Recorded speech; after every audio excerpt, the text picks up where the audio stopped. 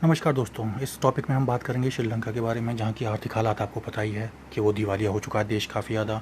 और वहाँ की जो है अर्थव्यवस्था भी चरमरा गई है और कानून व्यवस्था भी धराशायी हो चुकी है। लोग राष्ट्रपति भवन में घुस चुके हैं, वहाँ पार्टी कर रहे हैं, जिम कर रहे हैं, पार्क में बैठे हुए हैं और सेना से लड़ रहे हैं। तो श्रीलंका के ऊपर कर्ज कितना है? $5,100 करोड़ का, जो कि भारत के हिसाब से 4 लाख करोड़ रुपया बैठता है। $700 करोड़ इन्हें इसी साल चुकाना था, लेकिन इन्होंने अपने आप को दिवालिया घोषित कर दिया।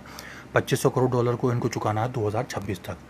तो भारत ने क्या कहा है कि अभी कोई शरणार्थी संकट नहीं हुआ है कि केरल या दक्षिण भारत में जो है कुछ हो रहा हो परेशानी, इसलिए। और उन्होंने कहा कि विदेश मंत्री एस जयशंकर ने की ज़रूरत पड़ेगी तो हम श्रीलंका को हर सहायता प्रोवाइड कराएंगे। फिर सहायता भारत ने प्रोवाइड भी कराई है कि खाद्य संकट में 44,000 टन यूरिया भी भेजा है, चावल, दूध पाउडर, केरोसिन जैसी बुनियादी चीज़ें भी पहुंचाई हैं, वित्त व विदेशी मुद्रा के लिए मदद भी की है, और अक्षय ऊर्जा 25 टन दवाई भी और चिकित्सकीय उपकरण भी भेजे हैं। कारण क्या थे कि ये क्यों डूब गई अर्थव्यवस्था? पहला कारण था परिवारवाद। परिवारवाद में क्या था कि महिंद्रा राजपक्षे जो ये हैं, ये जब प्रधानमंत्री बने तो इन्होंने अपने एक भाई को जो गोटबाया है उनको राष्ट्रपति बना दिया, फिर बासिल राजपक्षे को वित्त मंत्री बना दिया। इनको मिस्टर 10% भी कहते हैं, बासिल राजपक्षे को। फिर इनके एक और भाई थे चामल राजपक्षे, इनको सिंचाई व कृषि मंत्री बना दिया।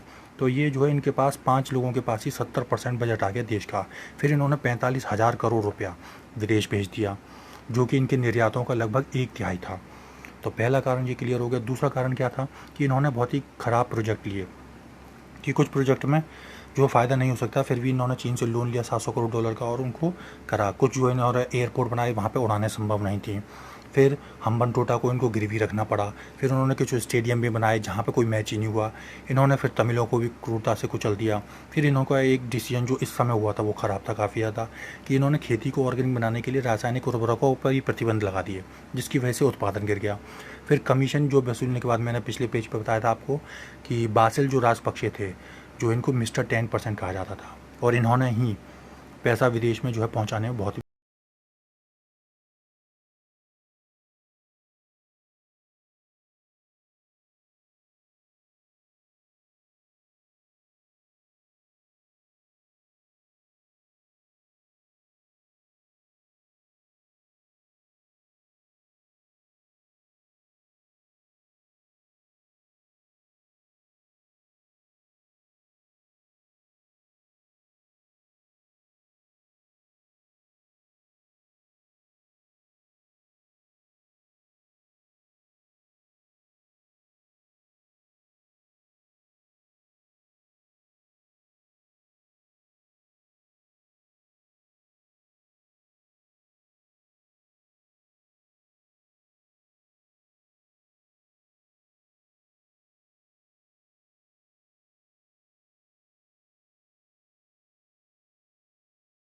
बट जो मध्य मिडिल क्लास जो परिवार है वो खा भी नहीं पा रहे हैं अच्छी तरीके से, और गैस की कमी की वजह से लकड़ी का चूल्हा जल रहा है।